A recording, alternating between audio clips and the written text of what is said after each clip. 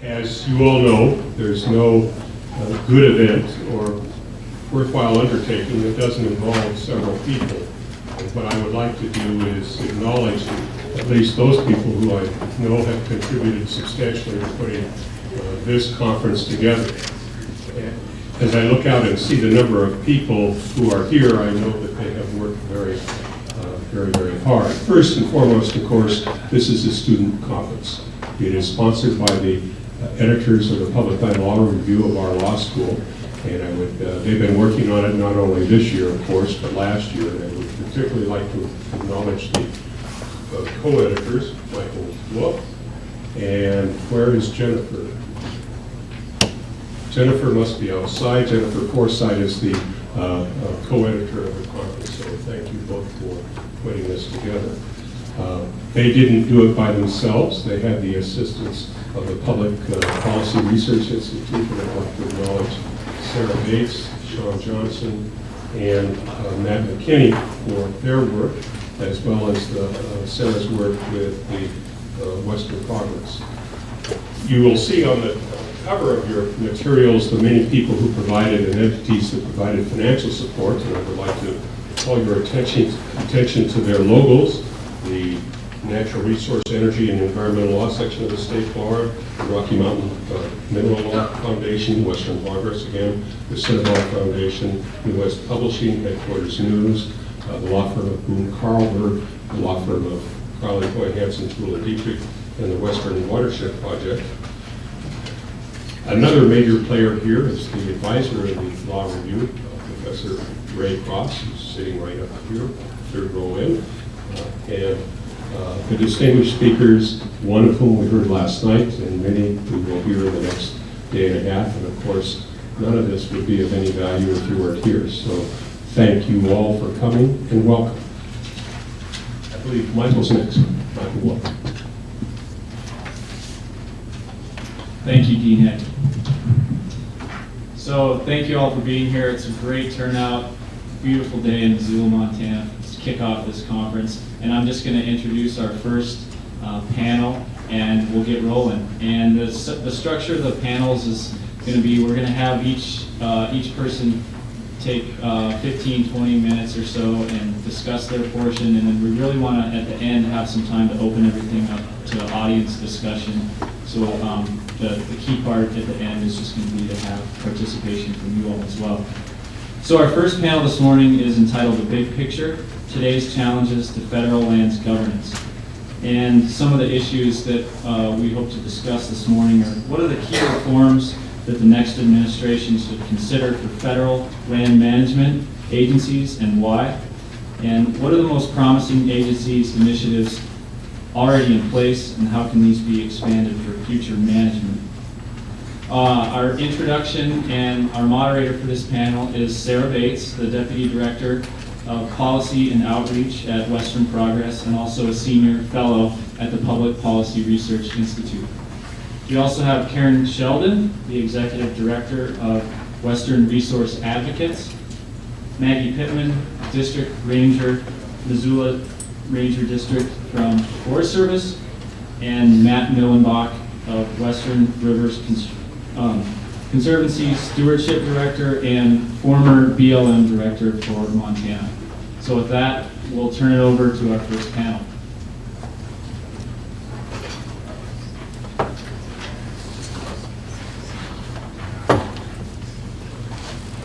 Well, thank you, Mike, and thank you, Dean Eck. Thanks to everybody for being here. I'm Sarah Bates, as Mike mentioned, and we have a wonderful panel to kick off this program this morning. I'd like to just start with a couple of introductory remarks. And the first one is a thank you to Dean Eck for his great support for this program. And also, as I look at the layout of this room and sort of the challenges it presents to an interactive conference, I'm thanking him a whole lot for the work he's done to raise funds for a new building for the law school. Because next year, I assume we're going to have this program back in the law school in a much improved facility. So I'm very glad for that. And thanks for putting up with the sort of awkward layout here in the interim. So this year's Public Land Law Conference, the 32nd Annual Public Land Law Conference at the University of Montana, represents the 4th year of a partnership that I've been involved with. It's been just wonderful. The Public Policy Research Institute working cooperatively with the students who are the organizers and the leads of this conference. This year, we changed our involvement and we involved this group that is the National Advisory Board. We involved them in a much deeper and more meaningful way in pulling this program together. And this is reflected in the materials that you got. For those of you who registered for the program, there's a report in there that's a report by the National Advisory Board of the Public Land Law Program that was prepared during the last year in preparation for this program. And it's also in preparation for a new administration in January 2009. We asked the National Advisory Board members, who are this group of a dozen experts from a variety of disciplines and public resources, to help us think through what are going to be the major challenges facing the incoming new administration, whichever way this election goes, and what are some of the options for taking action. They helped us pull together some ideas. These are reflected in the report. They're divided in roughly into 3 areas, which is, the 3 areas are adapting to a changing climate, responding to growth, development, and legacies of the past, and building a management structure for the 21st century. Within those are lots of ideas and lots of issues to be addressed. And this session this morning will help us sort of get a sense of what some of these big ideas are. We pulled in 3 people who were not involved in preparing that report, but who are very experienced in these areas and who have organized their comments around some of these ideas presented in the draft report. What I wanted to do briefly is tell you that this draft report is just that. It's a working document. It was intended to help give a little structure to this program, to put some ideas on the table to be responded to, and we will be revising this considerably based on the discussion here and your ideas. So we appreciate the opportunity to put this in front of you and then revise it and present it as a final document in preparation for the new administration coming into the new year. So we've asked these 3 speakers to help us get a sense of the big picture, sort of what lies out there on the large landscape of public land in the coming decades, but most immediately for folks coming in to take over in the new administration soon. And we're very lucky to have 3 people. I'll tell you just the order in which we're going to be hearing from them, and I'll introduce each briefly before they start speaking. Our first speaker this morning is Matt Millenbach, who currently serves as a stewardship director for the Western Rivers Conservancy in Portland, Oregon. I've known Matt for a number of years, but he served as state director here in Montana and state director in Utah for the Bureau of Land Management.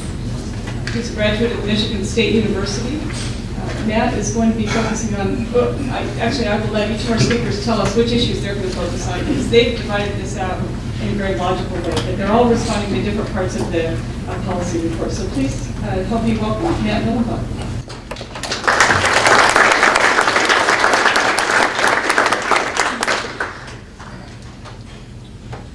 Well, thanks, Sarah.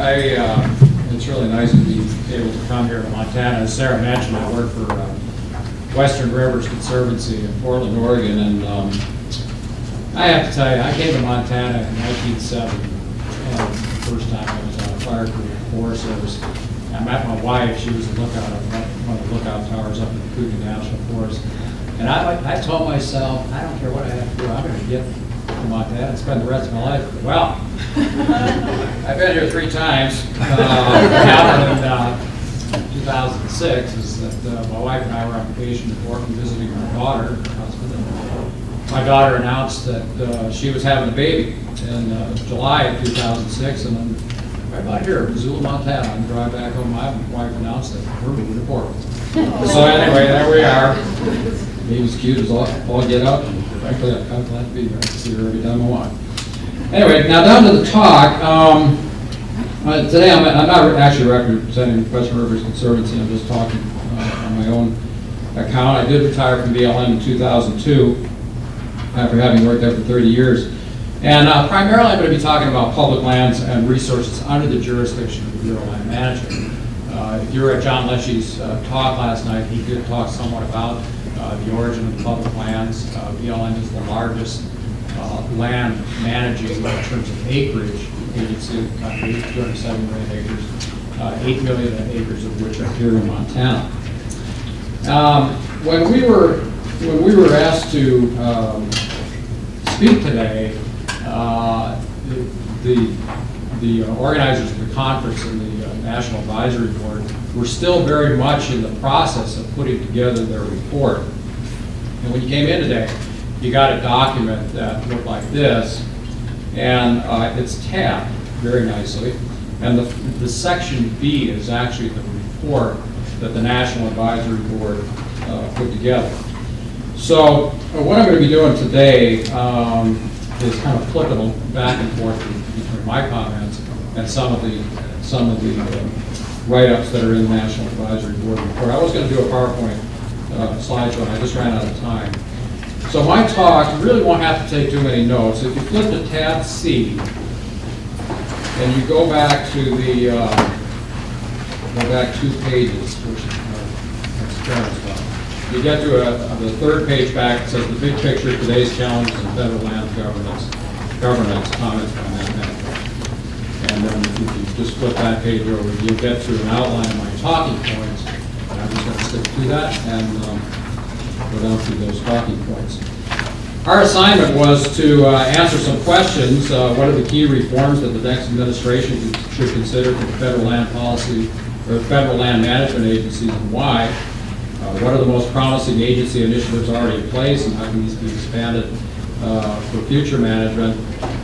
And this panel will examine and comment on the findings of the National Advisory Board Policy Report and provide additional perspectives on the challenges ahead of public lands governance. We were also asked to not only comment on the entire report, but also to look in with some specificity at the issue areas that we thought were most interest to us and perhaps to you. So if you go to tab B in the National Advisory, which is the National Board report, on page 4 there's a chart down at the bottom. And as Sarah mentioned, what the board did is they identified 9 issue areas and then divided them into 3 categories. And between the time that we had to have time to wrap our stuff, which was in August, and between the time that we got our initial assignment and this book was published, there was a slight change in the board's report. They added a issue number 7, developing a comprehensive restoration agenda, which frankly I think is a great suggestion. And if I had known that was going to be in it, that would have been the topic of my talk. But it wasn't at the time, so hopefully somebody else will talk about that later in the session, because I think that's really something that could be done. So then the next thing I had to do in thinking about this talk was try to figure out, well, which are the things that the BLM can most readily deal with? There's a lot of suggestions in there that are really beyond the scope of what the BLM administration can deal with readily, but there are other things that they can deal with quite well, and I think would be very much a help to managing public land. So what I did is I re-ranked the issues, just so in my own head it was clear about what I thought I ought to talk about, and it had to do with the ability of the BLM to address the issue, how important the issue is to the long-term health and management of public lands, and whether the issue is a challenge to the health of public lands or whether it's really part of a bigger issue facing the country. John last night talked about climate change, and yes, there is a role in public land management to address climate change, but BLM all by itself is not going to solve the ultimate climate change problem. So I put that further down on the list of things I thought that I was doing my own panel ranking system.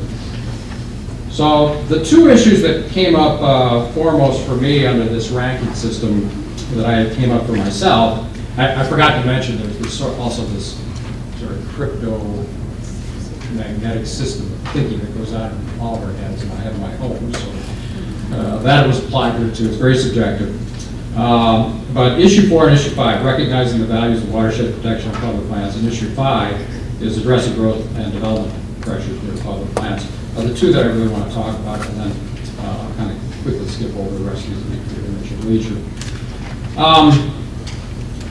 the values of watershed protection of public lands, on page 21 of the National Advisory Board report, excuse me, page 17, addresses the issue of watershed protection on public lands. In the 1897 Forest Service Organic Act, one of the statements in there, one of the purposes of the act is to protect and enhance water supplies, reduce flooding, and secure favorable water flow. And in that write-up, there's a statement that says, over time, the primacy of watershed protection has been somewhat diluted by the multiple uses for which our national forests are managed. Well, I find this statement particularly interesting because I've come to believe that the concept of multiple use, primary tenet of public land management for the past 50 years or so, could stand a critical review and reassessment. And I'm glad to see there's at least one person on the National Advisory Board who agrees with me on that. You know, I went to college at Michigan State. Multiple use was really one of the things that they hammered home time and time again. And we're dealing with the same way. This is a public land management concept which was adopted during the 1960s to assure that the national forests and public lands are managed for a broad number of uses, such as recreation, wildlife habitat, and watershed protection, in addition to the commodity uses such as timber harvest, grazing, and mineral development. A number of federal laws passed during the 1960s and 70s governing the management of public lands and national forest lands, such as the Multiple Use Sustained Yield Act of 1960, the Classification Multiple Use Act of 64, the Federal Land Policy and Management Act of 76, and the National Forest Management Act of 76, all use the concept of multiple use as a primary principle underlying the management of our nation's public and national forest lands. I'm going to read you one of these definitions. I've got two of them in here for you. I'm going to read the one in the Federal Land Policy and Management Act. It says the term multiple use means the management of the public lands and their various resource values so that they're utilized in the combination that will best meet the present and future needs of the American people. Making the most judicious use of the land for some or all of these resources or related services over areas large enough to provide sufficient latitude for periodic adjustments in use to conform to changing needs and conditions. The use of some land for less than all of the resources.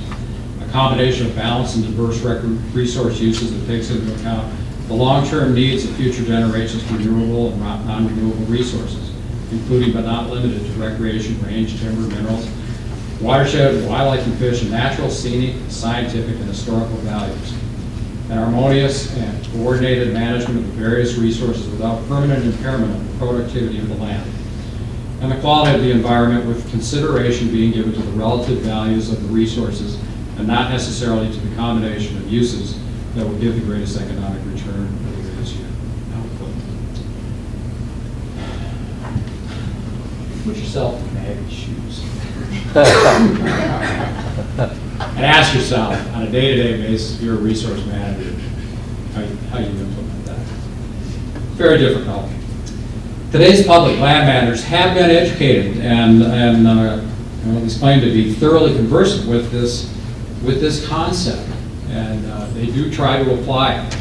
Unfortunately, despite their best efforts, most public land decision-making involves extreme, sometimes hostile competition among various special interest groups trying to advance their agendas, resulting in public land managers being caught in the middle of this competition.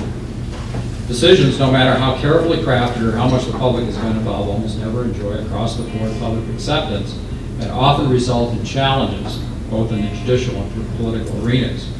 One joke among public land managers is that we know we made a good decision when everybody's mad at us. The other problem that's befallen multiple use is that many of the involved special interest groups have reinterpreted the term to only describe commercial uses of the land or uses which result in resource damage, such as unregulated off-highway vehicle use. Both environmental protection interests and their opponents in the public land use debate have narrowed the definition to only describe resource impacting activities and then use it to argue for or against certain activities which are occurring or proposed to be conducted on public lands. This narrowing of the definition of multiple use underlines the quoted statement from the National Advisory Board report.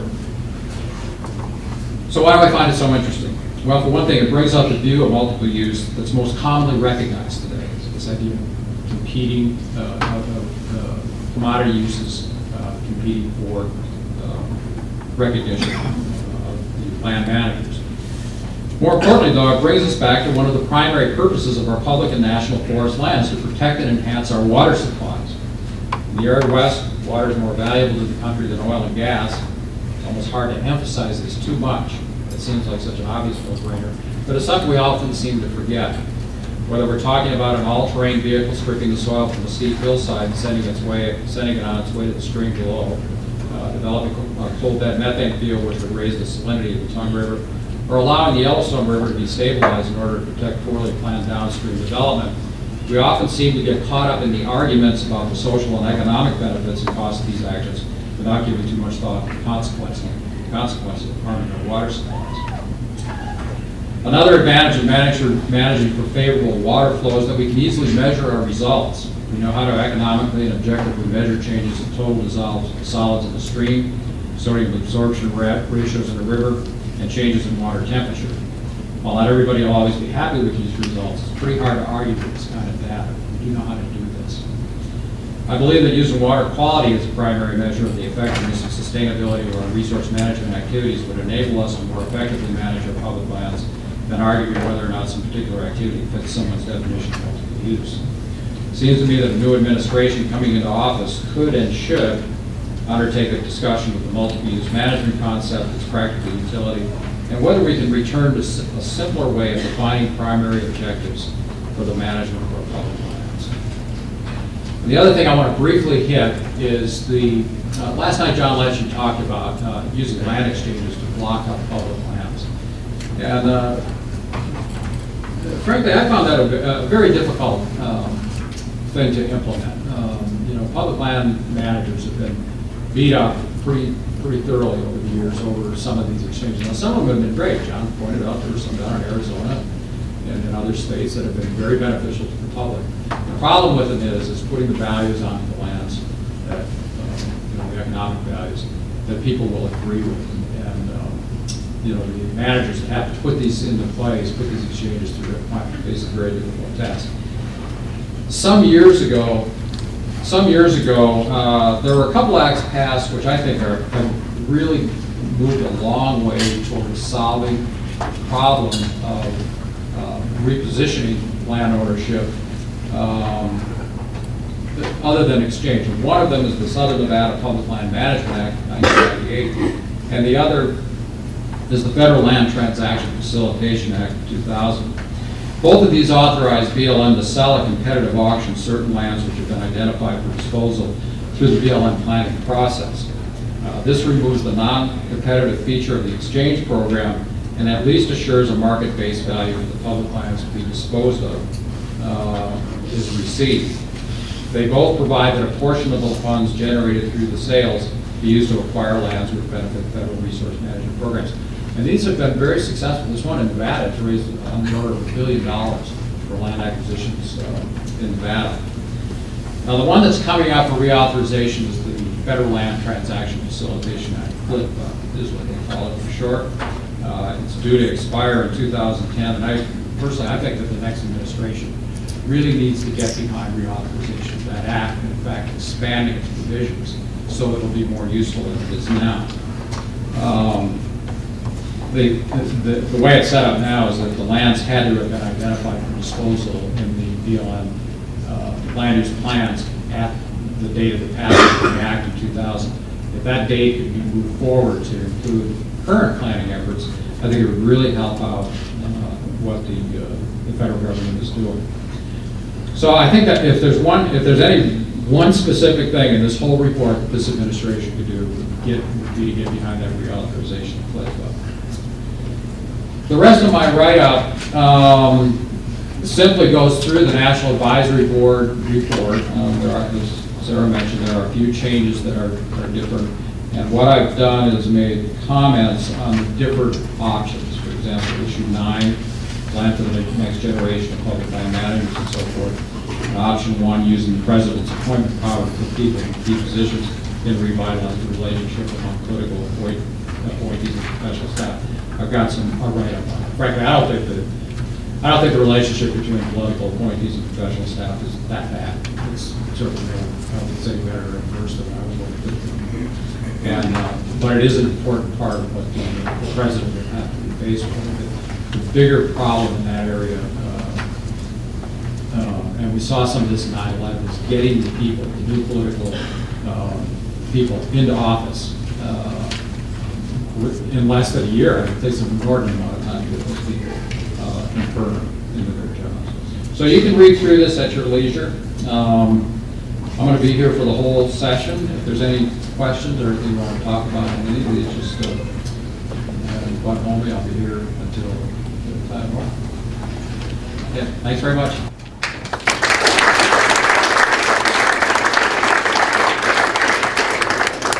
Thanks very much, Matt. And you're hearing a lot of mentions of the National Advisory Board. I want to draw your attention to the list of that group of people, which is inside the conference materials on the acknowledgements page in the first tab, just so you want to know who these people are that we're talking about. Several of them are speakers at this program. Our second speaker on this session is representing the other, one of the other major federal public lands agencies, the Forest Service. We are very fortunate to have Maggie Pittman, who is the district ranger for the Missoula Ranger District of the Lolo National Forest. Maggie's held a variety of public affairs positions working for the Forest Service since 1977, and she is a graduate of the University of Montana's School of Forestry. So Maggie.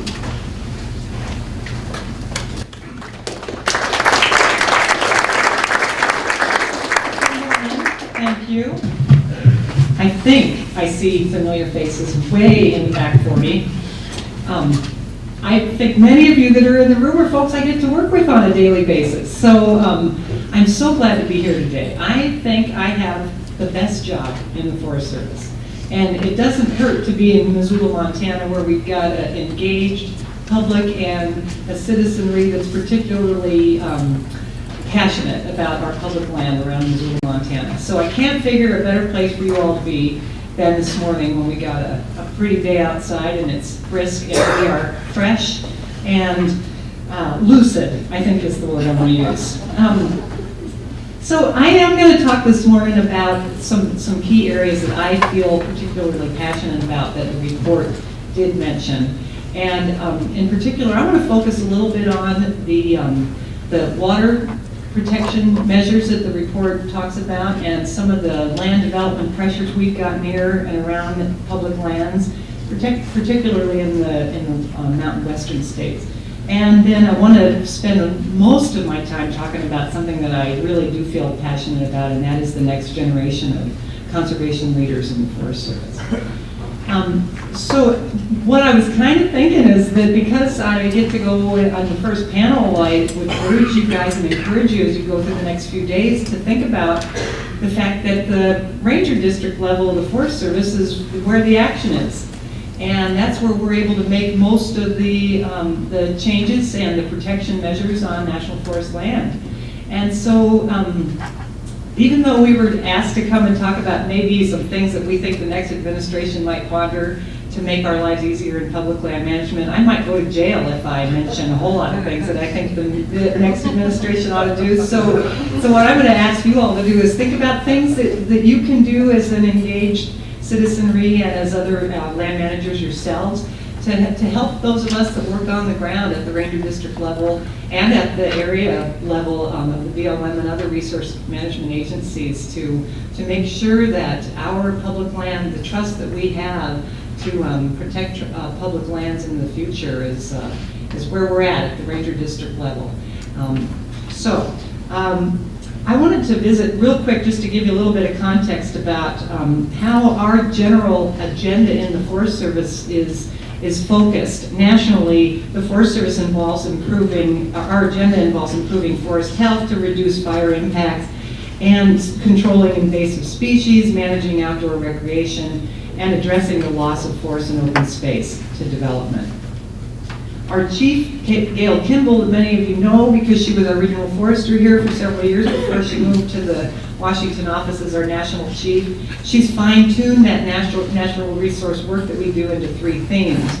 And those include climate change, which is a key part of what the National Advisory Board report puts out, water issues, and taking our kids to the woods. I'd encourage you all, as you listen to the speakers the next few days, to think about taking a look at some of the stuff that the chief puts out on her on the Forest Service's website, some of the speeches that she's made. She's got a very large umbrella type of a theme that she's working on, and several of the things that I'm going to be focusing on this morning are listed in things that she's put out as part of our Washington office, and they're listed in that tab C, the very last page of your report. Tab C, that has a bibliography of some of the stuff that I'm going to refer to. So the first thing I want to talk about was watershed protection, the key areas of the progress that we've made in the Forest Service relative to watershed protection. We've done some of this water rights negotiations. It is key and critical work, and that's outlined a little bit in the report, but the part that I wanted to focus on is this notion of getting work done on the ground through partnerships.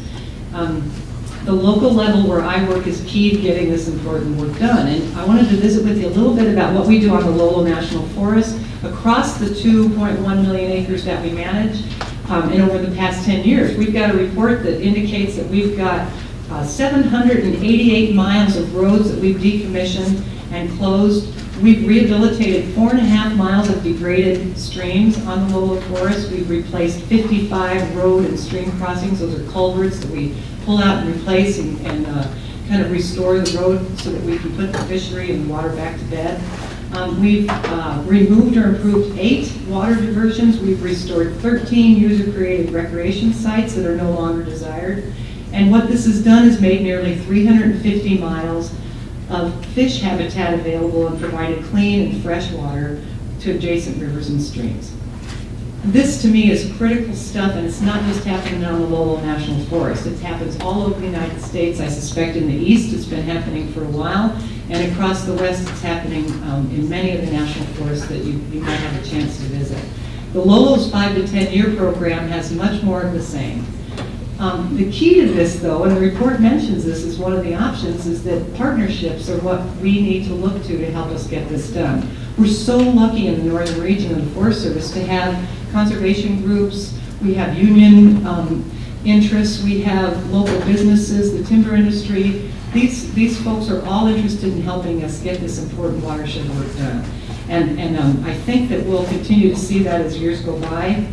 One of the things in the bibliography that I mentioned is this In Brief publication that comes out from our national office. This is just the precursor to several reports that I expect you'll see in the future that talk about how the chief wants us to address climate change and how it relates to watershed protection on a national scale. So that takes care of the water protection interests. The second thing I want to touch really briefly on is this growth and development pressure on near and surrounding national forest land. The report mentions this publication that I've got in front of me, and again, it's in the bibliography. National Forests on the Edge talks about development pressures near public land across the nation. This is a really good report, and I urge you to get a copy of it. I wasn't able to get my hands on copies for you all, but I'd urge you to take a look at it if you have a chance. The reason this hits home for me is, again, this particular report and our emphasis on the Lolo Forest speaks to partnerships. We have such an engaged public here, and we have many residents, we have many long-term ranchers, we have conservation groups, we again have the timber industry that's interested in helping us do some preservation of open lands near private land. Some examples I wanted to tell you about. Right here in Missoula, Montana, right up here where the M is, wherever I am. Which direction is the M? That way, yeah. That's where it is. If you head over toward Patty Canyon from the M, you come across a place that's called the Cox property. We acquired that just a few years ago from a family who had that ranch for many years. And we, with the help of the Land and Water Conservation Funds and with the city of Missoula and the Five Valleys Land Trust here, a local land trust organization, we were able to acquire that land. The Land and Water Conservation Funds, as many of you know, are pretty short supply these days, so we look to the partnerships once again to help us get those exchanges and donations and purchases accomplished. Right now, many of you have probably heard about the Blackfoot Community Project. This project, we work with a variety of conservation agencies and land management organizations. 89,000 acres of private land has been donated to various public land management agencies for perpetual conservation through this effort. Recently here in Missoula, we had a private land donation of 800 acres just outside the city limits. That's a huge benefit to us in Missoula, for us to have that, and that couldn't have been done without help of our partners and our interested public. And then lately, many of you have been hearing about the Trust for Public Land and the Nature Conservancy working with Plum Creek Timber Company to purchase nearly 320,000 acres of Plum Creek land in western Montana. And again, a huge partnership effort, and so many of you in this room are probably involved in that effort. So the growth and development pressures on public land are a key interest to us, and the passion and commitment we have to conservation in this area is what keeps us moving. So the challenge that we have as an agency, and I wouldn't be so bold as to suggest this to the new administration, but I would I challenge us as agency managers to try to find ways that we can come to the table in full fashion. Some of our partners get frustrated with us when we aren't able to come to the table with funding because of our budget situations.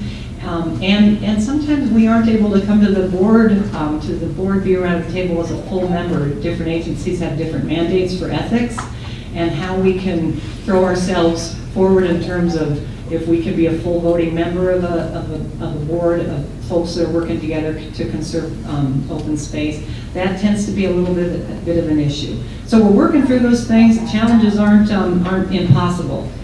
Am I at 5 minutes already, Sarah? Oh my gosh. Okay, so the last thing I want to talk about, and I'm so passionate about this, and I really hope that we can get some questions from you all as we get through this. This notion of the next generation of conservation leaders in the Forest Service, I think that the report gives you a pretty bleak kind of a reality of what does exist in the Forest Service, when in reality I think there's many reasons for us to be optimistic.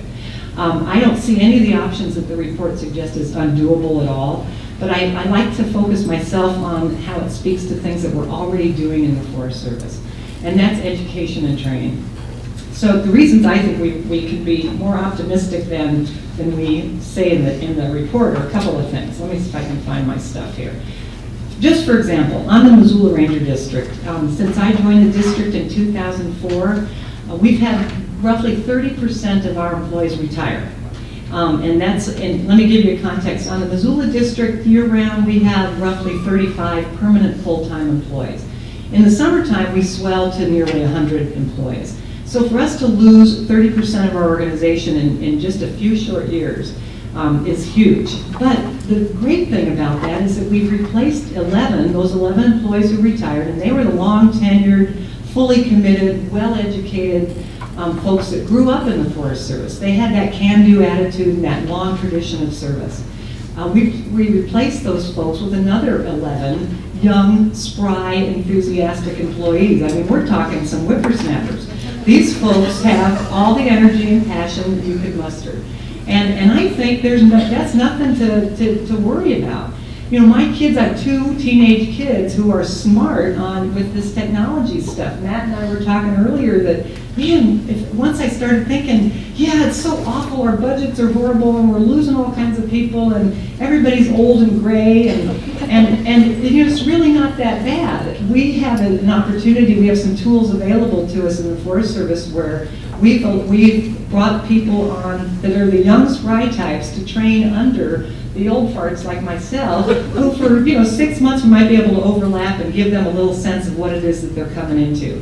And I'll be darned, I'm not of the school of thought that says that we need to worry about doing a whole lot of recruiting. We have folks lining up to work for us with the Forest Service. People volunteer their time with us to try to get some training and experience on the ground. They want badly to work for us. Our budgets sometimes limit us with our ability to find good people and to hire good people. But I don't think we have any shortage of folks out there that are interested in working for the Forest Service. How many of you all have worked for the Forest Service? Well, there's not as many as I'd hoped.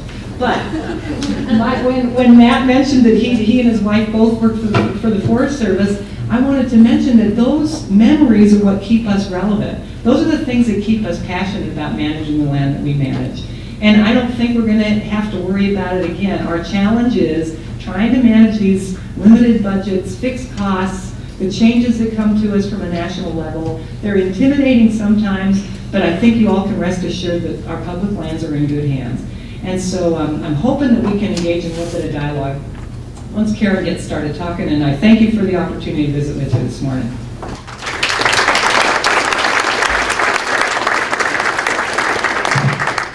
Thanks, Maggie. Our final speaker this morning, and then we will get to discussion and questions, is Karen Sheldon, who's currently serving as the Executive Director of Western Resource Advocates, a non-governmental group that focuses on resource issues in the West, based in Boulder, Colorado. Before taking that job, Karen was Professor of Law, Associate Dean for the Environmental Law Program, and Director of the Environmental Law Center at the Vermont Law School. Please help me welcome Karen.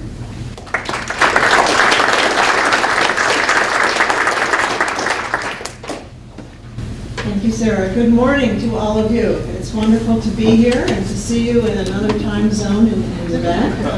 Very glad Maggie is tall because she's already adjusted the microphone for me. This morning I'm going to do a very dangerous thing. That is, as a lawyer, I'm going to talk about the science of biodiversity. So we're off and running. At first, I'd like to apologize for the uncorrected version of my outline that's in your materials. The only substantive change I would make is in the reference to 890,000 hectares of open space that are lost to development annually, and the rest are just sloppy citations. Somehow or other, the final version did not get out of my office and over the email. It's a very tall order to determine the agenda for public lands management in the 21st century.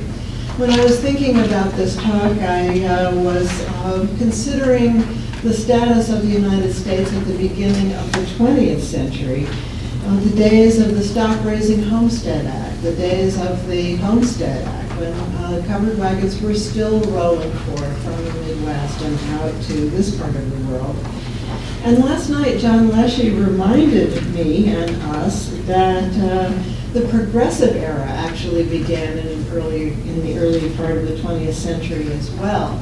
And it really marked a watershed in our political, social, and economic life in this country, a paradigm shift in our approach to public lands. And I think that we are poised for another such shift at this point in time. Change in the West is constant and accelerating. The region we love is no longer a sparsely populated expanse with inexhaustible resources.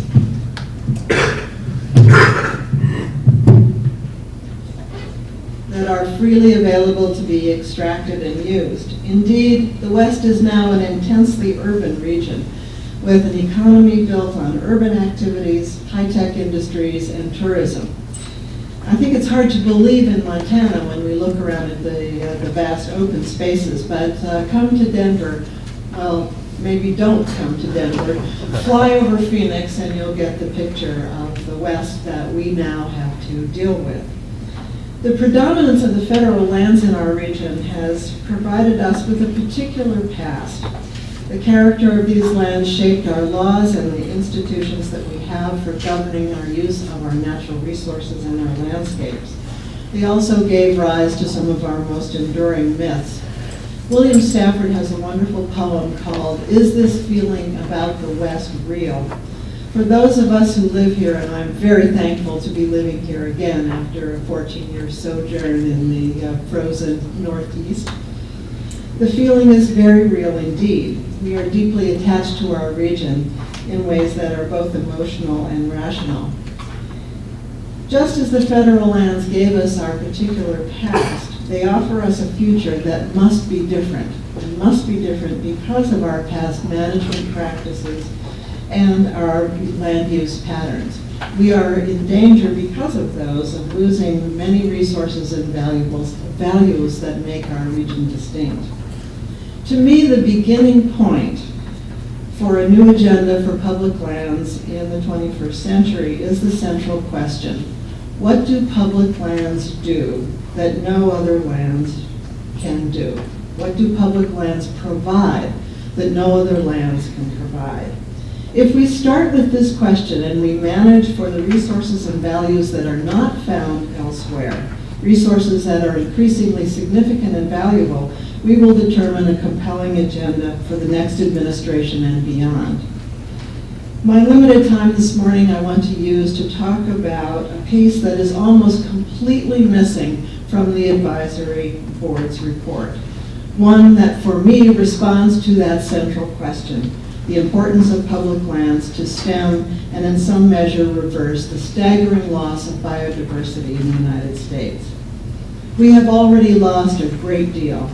Conservation biologists have identified 27 types of critically endangered ecosystems in the United States, among them the Pacific Northwest's old-growth forests, Midwest tallgrass prairie, and the longleaf pine ecosystem of the Southeast. Many of these ecosystems, as we know, disappeared very early in our history as settlers claimed the most productive lands and water supplies for agriculture, and we decimated species for food, fashion, and sport. Now we know better, or at least we ought to. The stewardship of wildlife habitat and wildlife and plant species should be a primary goal of public land management in the 21st century, particularly in the face of human population growth in the West and climate change. Of course, it is true that public lands alone will not suffice to overcome all species and habitat loss, but they are key to getting and staying ahead of the extinction curve and keeping common species common. Well, why is protection and restoration of biodiversity an important public lands agenda?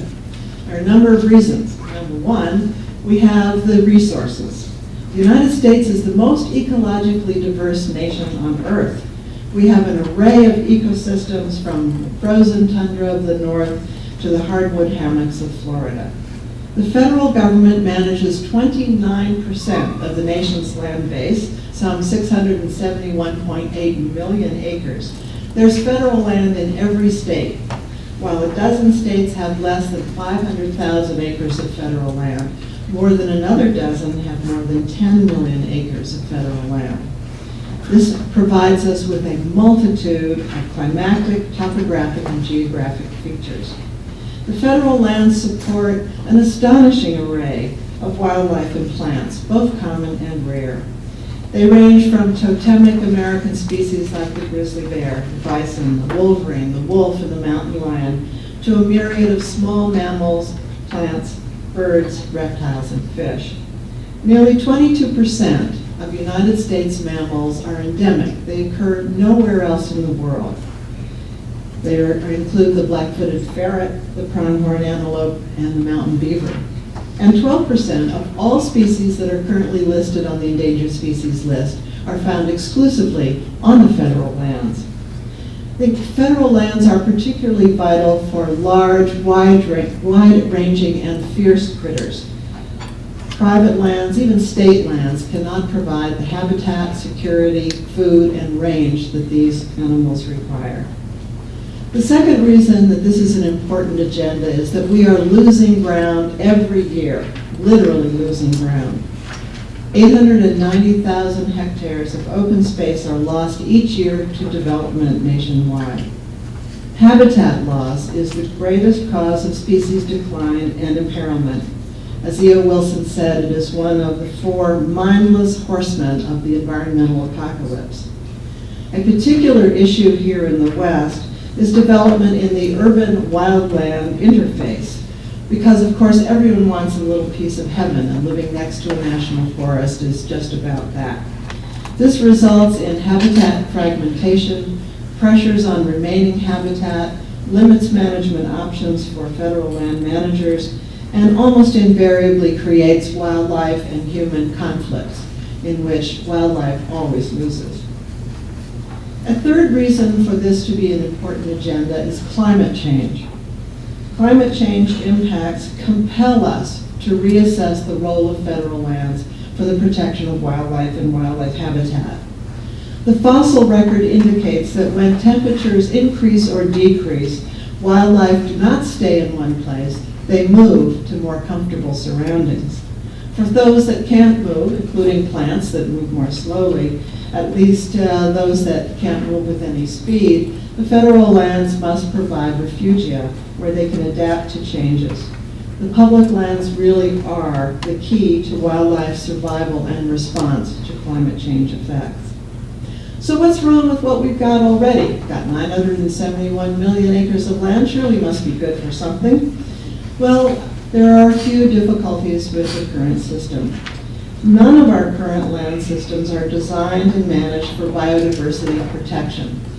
All have multiple missions, including the National Wildlife Refuge System. Most are multiple use lands, as Matt talked about this morning, where wildlife is considered in decision-making processes, but rarely drives decisions. The second reason is that all of our public lands have large gaps in their coverage of ecosystems. Of the 135 major terrestrial and wetland ecosystem types in the United States, 9 are missing entirely on federal lands. More than half of all major ecosystem types are missing from the National Wildlife Refuge System, which is, after all, the only system established explicitly for wildlife. The refuge system still reflects its history as areas set aside for migratory waterfowl habitat. I love doing the research for these talks because I encounter some amazing and surprising things. It may surprise you that Department of Defense lands, just 3% of the federal estate, harbor the greatest number of federally listed species and 40% of the nation's major ecosystem types. This led me to be thinking about, a new mission for the military. A third deficiency in our current system is that most of our traditional federal land units are too small to be optimal for protecting ecosystems or wide-ranging species.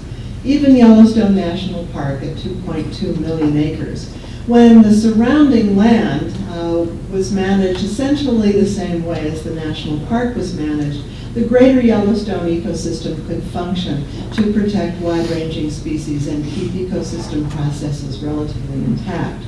But now, of course, that we have development right up to the edges of the park has become too small, and we're seeing with the conflicts over bison and grizzly bears and wolves in an ongoing way, the limitations even of one of our grandest national parks. Our designated conservation areas, this is issue 4, were not chosen for their biological productivity. And the primary example of this is wilderness. It has the most restrictive management of any federal land system. It is the area where man is a visitor who does not remain, where the earth and its community of life are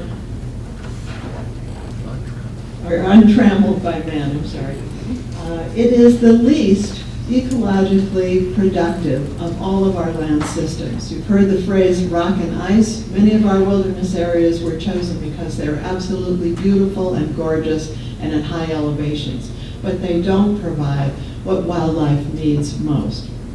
So I've given you all the reasons why we need to have wildlife habitat and biodiversity conservation as a primary mission for the public lands.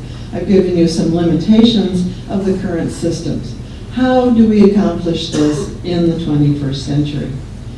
I recommend that we think about establishing a biodiversity land conservation system with the goal of protecting habitat for a maximum of common, rare, and imperiled species and their supporting ecosystems over a very long time.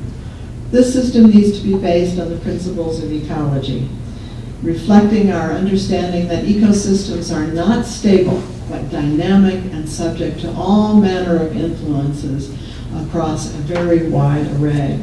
So size does matter here as we establish a system, and so does shape and scale. A brief checklist, and this is a very brief checklist, for what ought to go into a biodiversity land conservation system. Number 1, we need to select lands based on their biological productivity. And they may not be all that attractive. We may have to learn how to see them. We may choose areas that we never thought of in terms of setting aside magnificent vistas. Productive lands may be a very different sort of animal. We need to combine our national parks, our wilderness areas, and our roadless areas to boost the current capacity for wildlife protection across our federal estate. If we put all of those lands together and manage them properly for wildlife habitat and biodiversity protection, we will make major strides toward having a system that does meet this primary goal. We need to coordinate among agencies and across landscapes and ecosystems so that we're not managing in little pieces according to the mandates of a particular agency or particular jurisdiction, but thinking more broadly and getting together to do that. We need to provide for proximity, connectivity, and linkages. Wildlife can maneuver around a landscape if it can actually move from one place to the other, and if it has habitat into which to disperse and habitat that can provide for linkages across large areas of the landscape. We need to include the full spectrum of native species and a range of habitat types in designing our system. A biodiversity land conservation system need not lock up the lands. What is required is an interconnected network of natural habitats, forests, grasslands, wetlands, streams, rivers, that support natural processes and maintain diverse native ecosystems. The system certainly could include lands used for other purposes. We're not talking about setting aside 25% of the United States and putting big signs saying keep out. But we have to manage differently. We have to manage first and foremost for ecological values, and we have to make decisions on what goes on in those landscapes with wildlife first, rather than always as an also-ran or a considered but not determinative of the outcome. The federal lands will be the base for this system. They will anchor this system and allow us to then work across private lands and state lands through a whole host of creative arrangements that will put wildlife first. For the next administration, of course, we're unlikely to do this in the first years, but we can begin before we even need to consider major legislation or other enormous changes. We can begin with what we have now, with the extraordinary field people in the agencies, with the authorities and mandates that exist in current law, in particular things like the population viability analysis requirement in the Forest Service regulations. I think we can get started, and then we can keep this goal in mind as a very large and important agenda for the 21st century. I was very pleased to see in the updated report a recommendation to begin to restore our public lands. I think the age of restoration is what we all ought to aspire to. Perhaps that's what will characterize the 21st century on public lands. It will be the age of restoration. E.O. Wilson has said that we have an ethical imperative to begin restoring and maintaining our environments, and to reweave the wondrous diversity of life that still surrounds us. Thank you very much.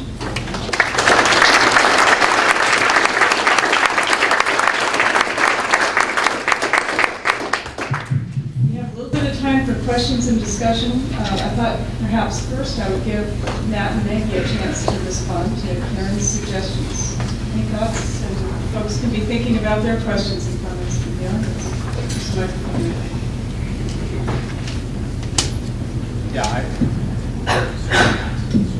Yeah, I was thinking when Karen was talking about this, this concept of emphasizing biodiversity and wildlife population, wildlife habitat protection, and so forth. In theory, all of this is, and the things I talked about.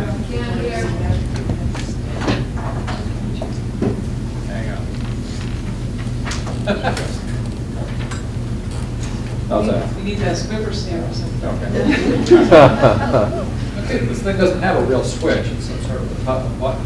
Anyway, I was thinking when Karen was talking about these notions of emphasizing biodiversity, wildlife habitat. I talked about water quality protection and so forth.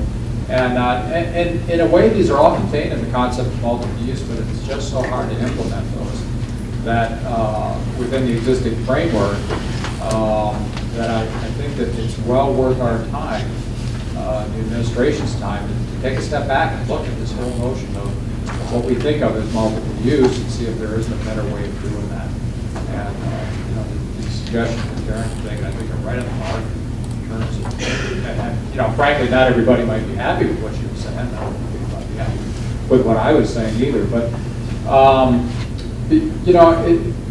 it's worth talking about it. It's worth taking a step back and looking at the way we're managing our public plans now and trying to figure out, isn't there some better way of doing these things, using a different context for the end result. Thank you. We have time for questions and discussion. We're going to be capturing all this for posterity, so when I call on you, we've got a microphone that's going to come around, so if you put your question into the mic, then we'll go to the speakers. Let's start right up here. We're going to move our way, though, to the little people in the back. It's like an optical illusion. Raise your hands higher, stand up if you want to be called on. Yes, I'm Marshall Myers. I'm an attorney in Lincoln County. I serve.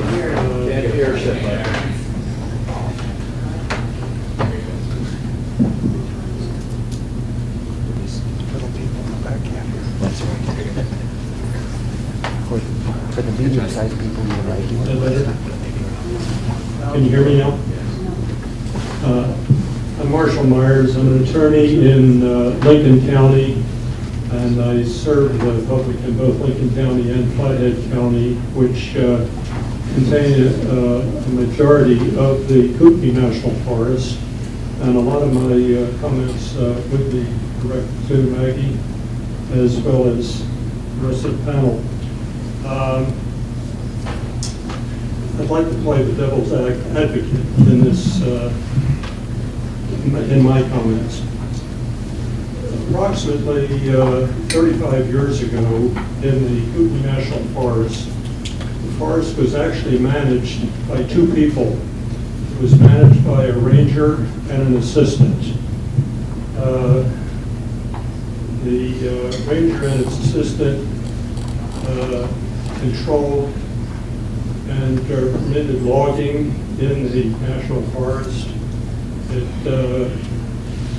was able to develop forestation through voluntary efforts from the public. It maintained control of invasive weeds, including knotweed. And at the present time, in the Kootenai National Forest, I don't know how the Missoula Forest is handled. I'm not familiar with the Missoula area. We can't hear you. Can't hear. What's the question? If you can speak up a tiny bit and wrap up fairly soon so we can get to some other questions and comments, that would be appreciated. Is this any better? That's a lot better. Okay.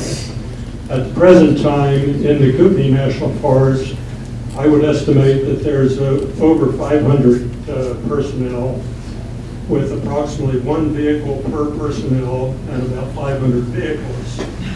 Plus, in the Kootenai Forest, there are now 5 very extensive buildings for the forest, whereas there used to be one small building for the control of the forest. Sir, I'm going to ask you to, if you could get to a question or wrap it, because we have a lot of people who would like to, they're asking to respond. So I'm just I'd trying love to give get Maggie a chance to respond. Yes, it'll be comments overall. But at the present time, we have very limited timber sales, and it's primarily due to environmental lawsuits. We have substantial closing of the logging roads and almost no control of invasive weeds. When I go into the forest, I very seldom see private vehicles in the forest, but I do see a tremendous amount of Forest Service vehicles going all through the lands. And I'd like some, are we actually over-managing these forests?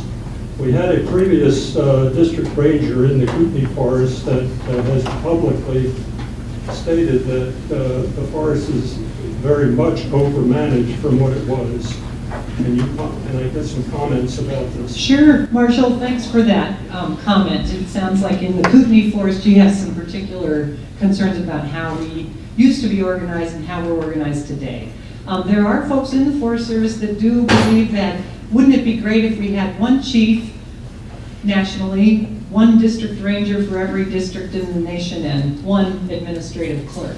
And although that would be a great way to go back to the simple ways of doing things, I think that the Kootenai Forest is not unlike many forests in the nation, that we've got employees that manage for the myriad of resources that we have. We serve a very diverse public, and although I can't speak to some of the specifics you mentioned, Marshall, I think that it's something it's clear that you've got some strong feelings about it, and rest assured that those lands are not being overmanaged, but in my way of thinking, well managed. And I'd encourage you to visit with those local folks up there if you have those specific concerns. Thanks. Middle of the room, and the next one will be in the far back. Can you push the microphone? Well, there's not a microphone. Let me bring it back so- to you. Here, you can try this one. This one works. Thanks. Thank you very much. Oh, it works good for me.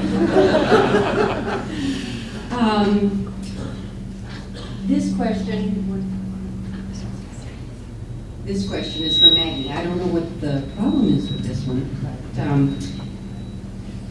I've been a retired biologist for Fish, Wildlife, and Parks for 32 years, and maybe I need to move. Maybe that's it. And my question, Maggie, is there is a National Recreation Highway program that exists, and it's one of the issues that I dealt with, but when I was with the state, and the concern being fragmentation and the rifting of the connective tissue that does exist on the landscape. We are not addressing, I don't believe, that process very adequately through the EIS and the EA process, and we have not addressed the secondary impacts that come with this National Recreation Highway system. And that, of course, is the development of all the surrounding lands and the internal land holdings within the Forest Service system. And I think that that's a real serious consequence that is having impacts to the landscape. The connectivity for wildlife issues is, of course, my concern, and all of the development that goes with that. So I would like to see, and right now it isn't happening on the forest, internal consideration of how these forest highway systems, and we have at least 21 of them, I believe, in Montana, that are on the books to be developed. The ones in Helena is Remini, Marysville area, we've got the Little Joe one over by Missoula here. So could there be some direction from the regional office to say that we will address the secondary impacts of housing developments through the EIS or EA process? Thank you. Thank you, Gail. I appreciate your comment. And yes, we do work collectively with the public land agencies, in particular the Federal Highways Department that we work with on those forest highways. And so your concerns are really, they're important to us, and I know that you've done a lot of this work in your own career with Fish, Wildlife, and Parks, and appreciate those efforts. And we're tied very closely in Missoula with those state and federal agencies, and we work together to try to accomplish those goals for connectivity. And yes, there are challenges, and yes, we are trying to work through some of those. And rest assured that your concerns about the EA and EIS process are things that we talk about collectively. So I'd be interested to hear more specifics from you that you feel we might be able to do better at, because it is a really important issue to us. So thanks for that comment.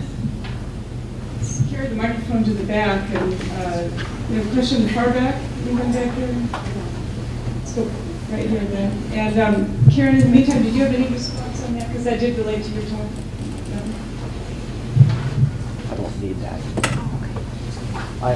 You'll all be able to hear me. I have a question. I want to follow up on this idea of re-examining the definition of multiple use, or bringing this to the fore again. I think you all hinted at this, and Matt talked about it directly. How do we get a different understanding of what multiple use actually is? I mean, you go around the country, there are a lot of groups that have multiple use in their name, and most of them are concerned with extractive use. And I'll go into an office and talk about a land management protection scheme, and the people in the office will say, well, that's fine, but that's not multiple use.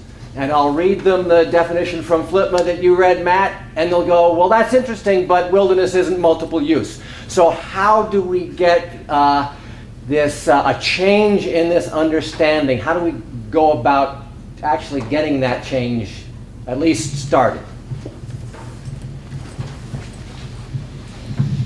That's a very good question. To be honest, I don't know. I'm on the board of an organization called the Public Lands Foundation, and we've been trying to deal with this as well. This is mostly retired BLM people. And we've actually taken multiple use out of our mission statement because of that change in the way it's viewed. And we're using the term sustainability instead. An organization like Public Lands Foundation is not opposed to the commercial development of public lands and national forests.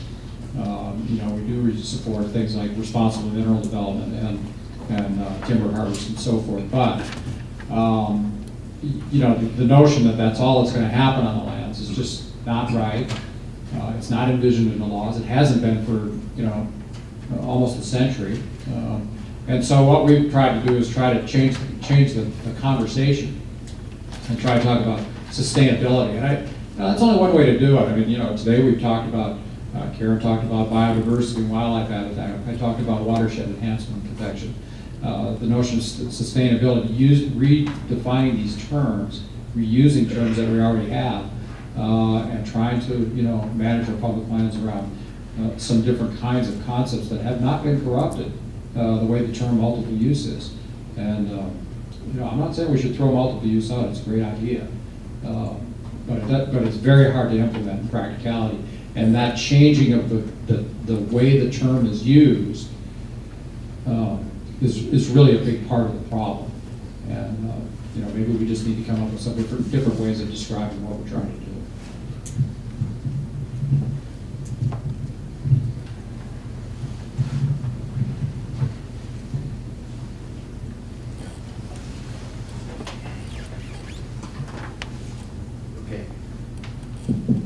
It sounds like it's working. Karen, I really appreciate your comments today, and and in particular, you mentioned tallgrass prairie, and that's something that I'd like to ask that we all consider in a little bit greater detail. I think that tallgrass prairies account for less than a fraction of 1% of the federal land base, yet if we look at tallgrass prairies as a percent of the total U.S. landscape, it is quite sizable. By the time we started on land preservation in the United States, the tallgrass prairie was already pretty much spent. It had been plowed, turned under, all the pothole wetlands in association with it had been done away with. So my question is, how do we, in terms of biodiversity hotspots, and in terms of, as you said, an endangered ecosystem, the tallgrass prairie has to be one of our primary objectives, in my opinion. How do we get back to restoring those tallgrass prairies and getting those on the federal land base, given that most of it is in private land holding and most of it is plowed at the state at this point in time? That's a wonderful question, and one of the obviously thornier ones to answer, or more complicated, because with respect to most of the Midwest and the areas that were tallgrass prairie, they are no longer in federal hands, and so the sort of direct options are more limited and will require us to be very creative in making arrangements with private lands and state lands, and that can be done. We're doing a lot more with land trust arrangements, with easements and conservation arrangements really across the United States, and that's been very successful in the East and is increasingly successful in the Midwest. One of the things that we're seeing, of course, in the part of the world that used to be tallgrass prairie is a loss of population from the Dakotas and from some of the areas in the Midwest that over the years have not been successfully, or not been successful at sustaining populations in agriculture. So there are lands that we can, in fact, recapture, if you will, and put back into prairie. And there are organizations in the Midwest that are doing that. And part of it is understanding just how important that ecosystem was. And if you read any history and you know about traveling through that part of the world when the grass was up above the height of a horse's back, when we had millions and millions of bison. This was perhaps the defining landscape of the United States. We have landscapes along the coast that we tend to think of now, like the Pacific Northwest, old growth forest, but for a large part of the country it was tallgrass prairie. So making use of the fact that populations are moving, human populations are moving away, that we can legally create arrangements that combine private land and interests, state and federal lands, adding to our system of federal lands, the grasslands that we have now. And based on what we now know about ecological principles and the need to weave together a landscape across a large arena, I think that we can do it. While I have the microphone in hand, I wanted to comment briefly on this issue of multiple use because it does plague us. I think what we saw in the decades following World War II was a major shift in the way public lands were used and managed, and the Forest Service is the prime example. Forest Service changed after World War II from an entity that managed its forest lands, essentially the way we would manage a woodlot, to an emphasis on accelerating timber harvest to fuel the post-war economy and to build a house for every GI that came home from the war. And so the timber harvest off the national forest just increased and increased and got to the point where it was unsustainable. But the culture within that agency rewarded the getting the cut out. People made their careers in the Forest Service from the field level on up by making sure that the log trucks rolled out of the forest and loaded with trees. The role of the forests these days is no longer to facilitate timber harvest. Timber harvest will always be a part of what we do on the public lands, on the national forests. But we are at a point when these lands are more important for other resources, and that was essentially the theme of my talk. But let's look now at what the forest lands, what the BLM lands, what the other lands in our incredible federal estate can do for us, and manage for those resources. We will always continue to use the federal lands for commodities, but increasingly their value does not lie in commodities, that lies in preserving an incredible legacy that is not only ours, but is global.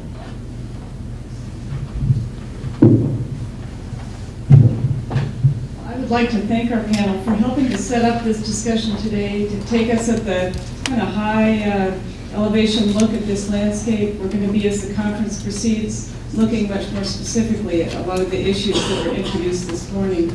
So help me thank this panel for a great start to the program.